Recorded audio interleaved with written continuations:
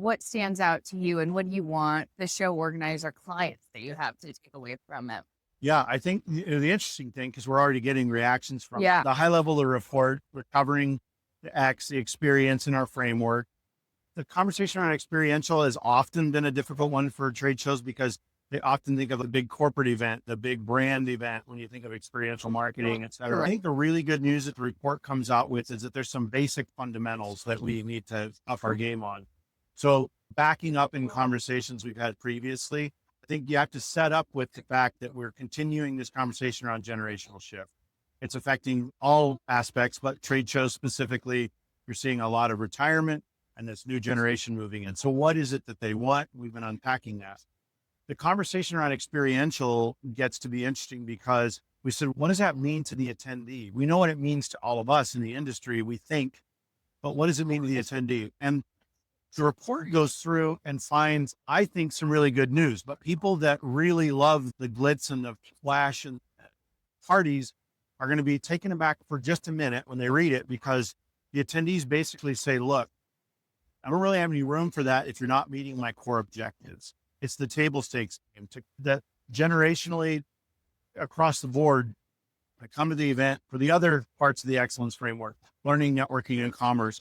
So we've called it the X factor because it really influences one of the core components. It's not, people are telling us they don't come for the X. They come for the L, the N, and the C, and the X is that extra factor. In other words, if you meet my core objective, we tell organizers, ask up front. In an era where everybody's telling you to rip questions out of the reg and make it shorter, what I will tell you is add one, but make it attendee centric. That most of the questions, if we're honest, are focused on us as the organizer. I mean that a little bit tongue in cheek, but it's true. If you can't map, if I ask this question in the reg process or pre-event process, who does it benefit? It better benefit the attendee. And I think we need to be more clear and blunt about that. So up front, what are their objectives? They tell us learning, networking, and commerce. They'll often pick two as their primaries, which tells us something also. Learner, networker, they're going to be more collaborative, peer-driven learning.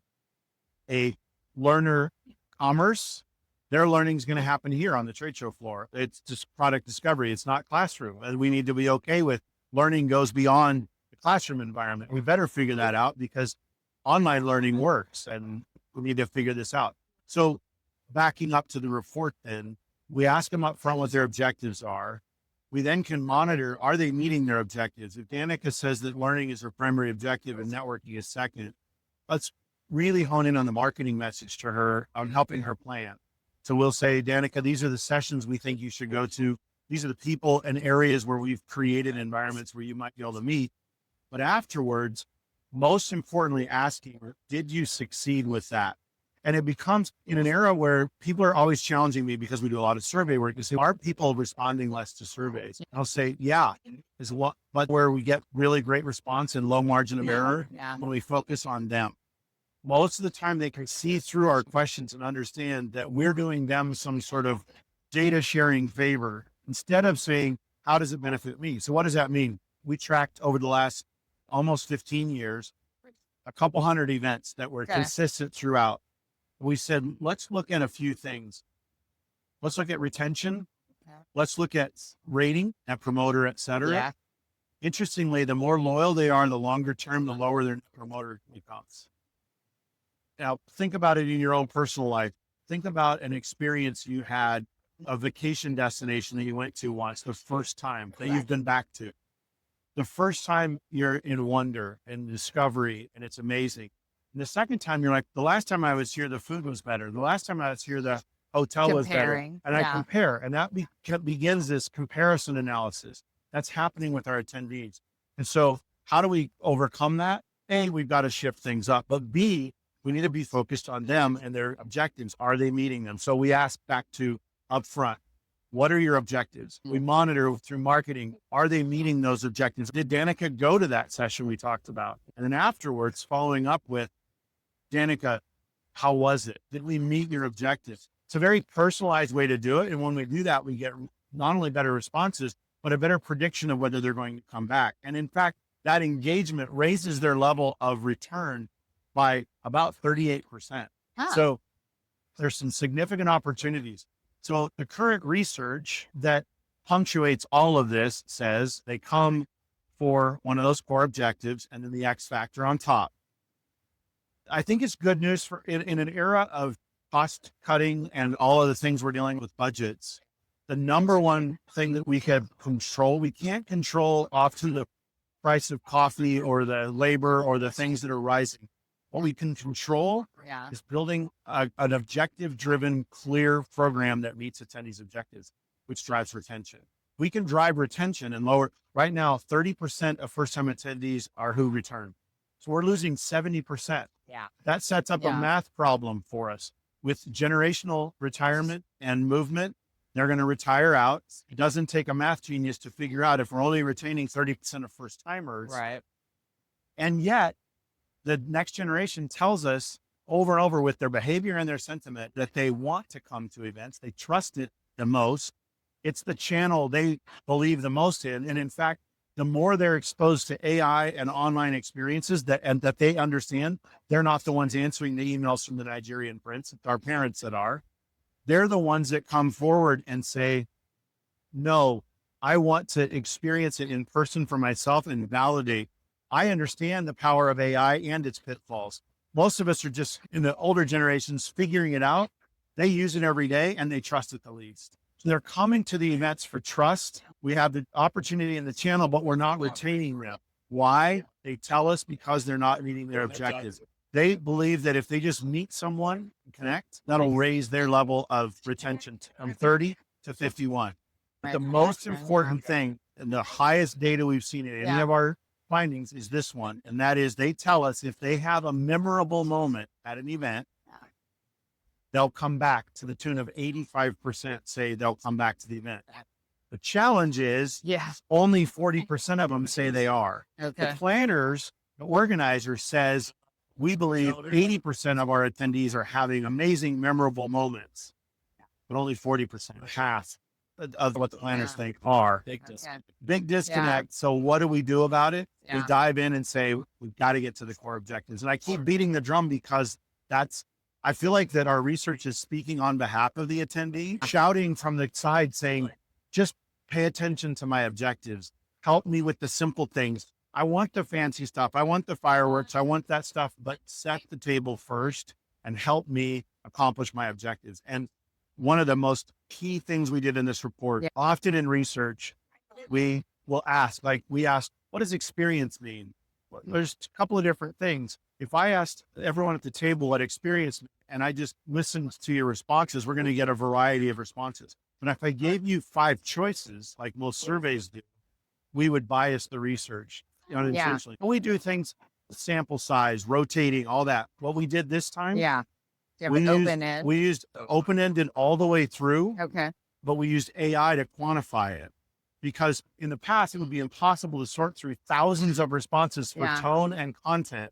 What we found was we were able to quantify that 78% of the respondents in various places said one of the 3, learning, networking, or commerce, through their tone. And they would describe it. What is a memorable moment? A session that I attended that helped me connect this in my professional life. What is the memorable moment? It was connecting with a peer that I'm looking forward to connecting to, a mentor that is going to come back to me later, or a vendor that found a product that on the trade show floor, the most basic thing. And you know what? The good news for trade show organizers, that's the number one thing they said. Of the things, it was about a quarter each, but almost 30% of said that actually connecting with a new product or vendor was their number one most memorable moment. Wow. That's powerful. Oh, that's interesting. But it's our why. Why do we set up environments like this? It's to connect people to do business. We don't connect people just for the sake of connecting. We connect people for business purpose. We don't just make memories for the sake of making memories for the dopamine rush. We do it to actually drive business objectives. But often it's through our lens. And we say in the report, a little bit stepping on toes, but planners, we're looking at a mirror. And we're not planning for us. We're planning for them. Look through the window, learn your audience. And the audience is changing and shifting, not just by generation. That's too easy.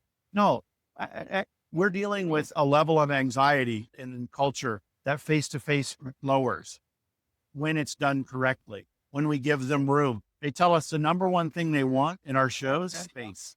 They want physical space. They want time.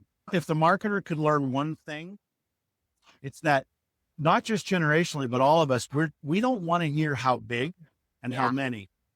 We want to hear about communities and connections that meet our objectives. So there's a lot of various ways they come about saying it, but the attendees are overall just telling us, just meet my objectives, help me meet my objectives.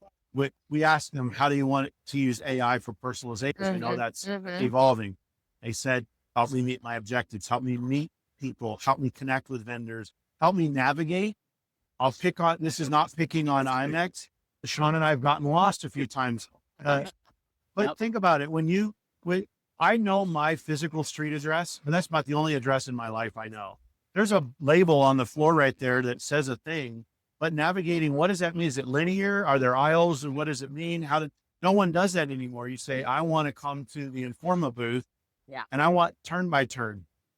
And we're not doing that. And we get lost and it's frustrating. So the bigness and the overwhelming size and that, it's part of the necessary nature of scaling events and what we do, but getting to the individual and saying that Danica is like this other learner and networker that wants to connect, and we build a more sophisticated but simple in a juxtaposition persona that says, just meet her objectives, ask her what she wants, monitor what she's doing, and then ask her how. Are you seeing any differences across different audiences, not just generationally, but different market sectors, tech, healthcare, et cetera? So anything that stands out? We always do, but here's the thing. Through the last almost 7 years of research, we've talked to over 7 million attendees now. We've talked to over 500,000 exhibitors and tens of thousands of meeting planners. At the end of the day, let me tell you what drives differential. Okay. Number one, beating a dead horse here, objectives. They told us that their core objectives were the number one thing that made a difference. Learners across market segments have more in common than the market segments do.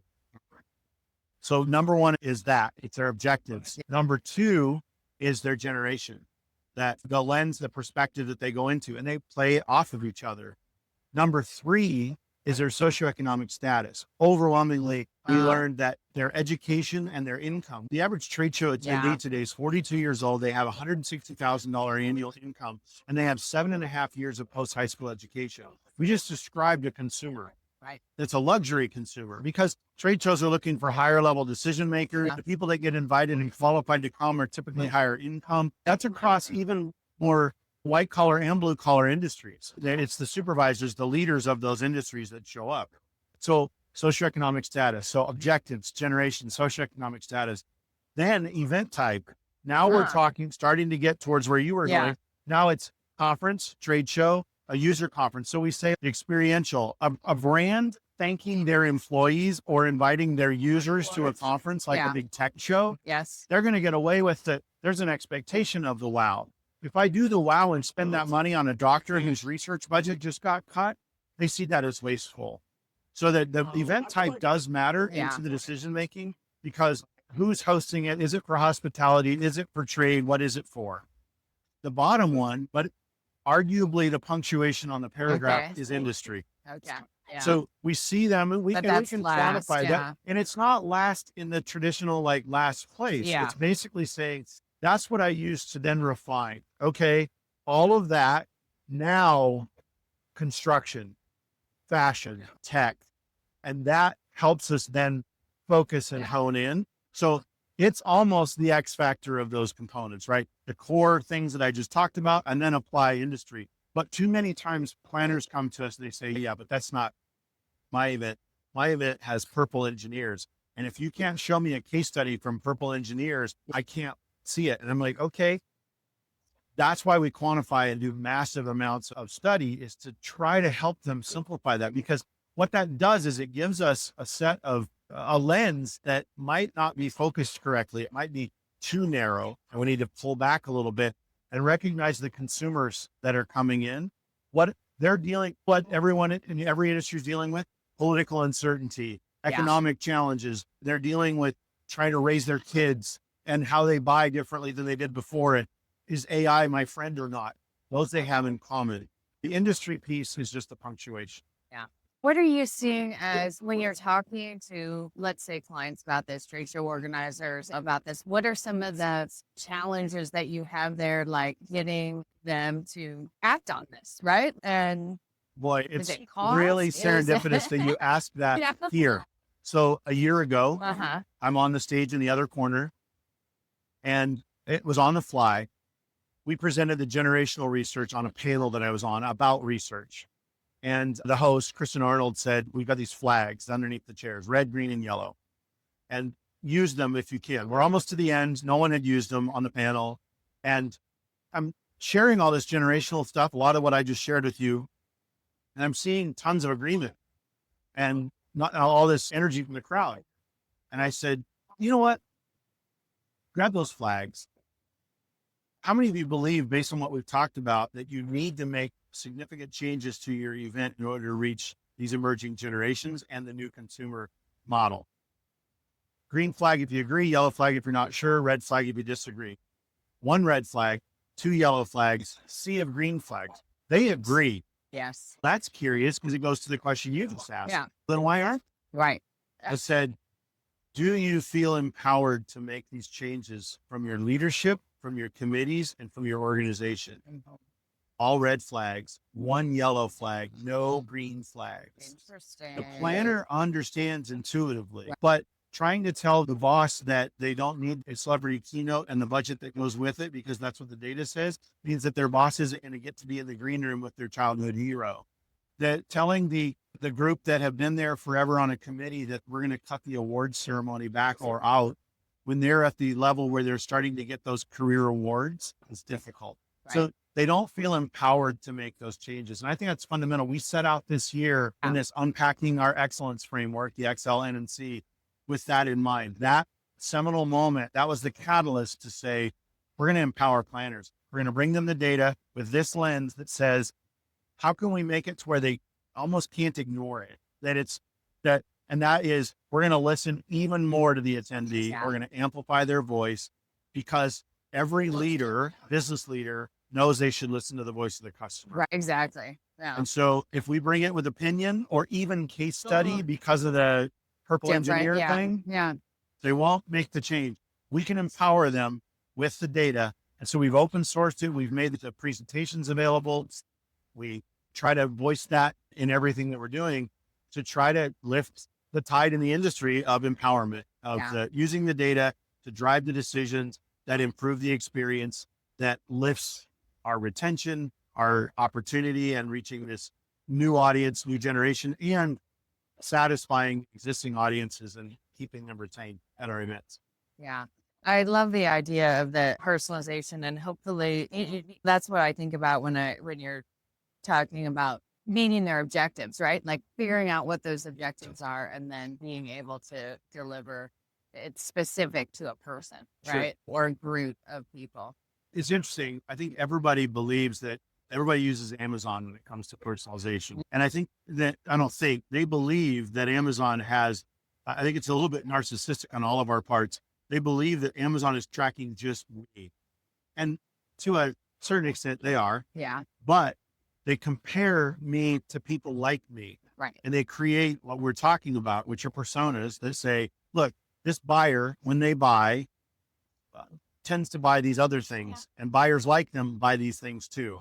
So I'm going to put that in front of them. So the first thing we can learn when we compare is we're not Amazon. We don't have 20 years of me addictively on my Prime account doing all the things. Right. We get to talk to them once a year. Right. So let's first set that context that we get once a year to try to figure out everything. Let's set the context. But number two, what we can learn from is other industries and the kind of research that we're doing, and get outside of our own bubble of I can only focus on me. And then more importantly, stepping back and saying, decision makers like this are doing these things. And it's another way of talking about the marketing persona in a way that says, but often we start off with the persona based on customer type. Right. And I think that we're really lining in is customer behavior. Customer type tells us their title. It tells us their care-abouts, perhaps. It tells us maybe even their demographics, but it doesn't tell us about their behavior. Their objectives tell us about their intended and outcomes of behavior. Starting there, get drilled in with that, and you'll begin to get personalization at scale. And you know what? Stitch it together. Do something basic. The first time we did a personalization exercise at a very large corporate event, 30,000 attendees, we simply asked in the reg, attendees like you went to sessions like these last year. Here, gave a list. Would you like us to add those to your app schedule? Yes or no? 90% of them said yes. Okay. Over 60%. And by the way, this was Excel spreadsheets and bailing wire, right? On the back end. This wasn't fancy. Yeah. Not high-end data. Yeah. No. Yeah. We just asked them up front, what are your objectives? We asked them a couple of key questions that put them into a category, and we made a system of recommendations based on last year's attendance and what sessions people went to. We do that. We asked them the questions. 90% said yes. They did 60% of those activities. Oh. Those 60% had a over 40% higher session and outcome ratings, net promoter, et cetera, of the show.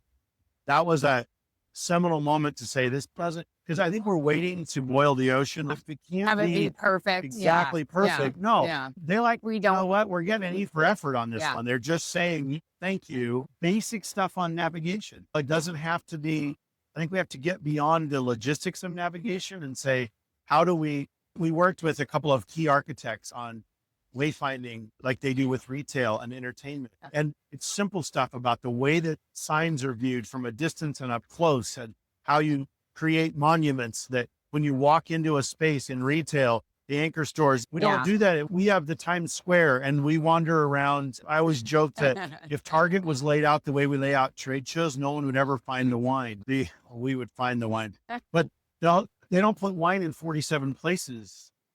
They actually have a wine section. And that is so hard for us because of loyalty points and organization and history. And I don't want to be next to my competitor, but there's almost no other business where that's true. Right. Restaurants know that they succeed when they're near each other. In a cluster and they compete with each other. There's some logic to this that we can learn from other industries and pull in. And I think every time they move to a new building, or if they're here in Vegas and the building's being remodeled, they get an opportunity to reset that. And I think it's time to think about those kinds of things. That's personalization at scale. The attendees are telling us it's hard to navigate. I want to find things. I'm not satisfied with it. I'm overwhelmed. And yet we keep putting up the same stuff, doing it the same way we've done for 40 years. Right. It's time for some changes. Yeah. That's super interesting. And I'm seeing, I always find it on a consumer level, it's easier when people are serving me up stuff, like you just said, serving up those sessions that somebody else took last year and making it just easier to do business with you. Removing friction. Yeah. Everywhere where we can remove friction. And I think that we have to get outside perspectives. Our teams go out and do event assessments. I actually find we succeed. Everyone thinks that like when we do research or strategy, that all is within the Freeman column, et cetera. We do, but we also do a lot of events and customers and various things that are adjacent as well to try to get perspective. We dip out across the Freeman brands, understanding what's happening all the way from the consumer experience to the trade show experience and everything in between. And that gives us a lot of perspective.